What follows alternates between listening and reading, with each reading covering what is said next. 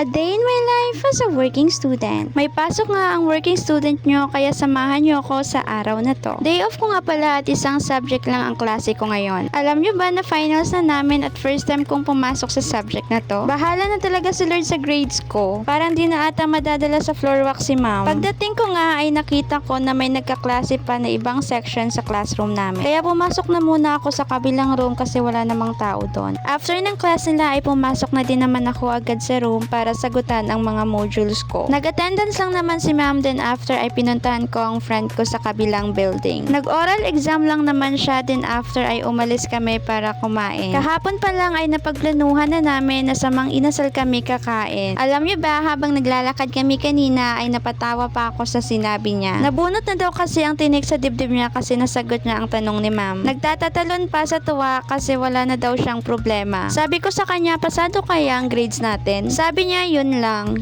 ang hindi ko alam. After a long period of time waiting sa order namin ay nag-umpisa na kaming kumain. And that's all for today guys. Kain muna kami, bye!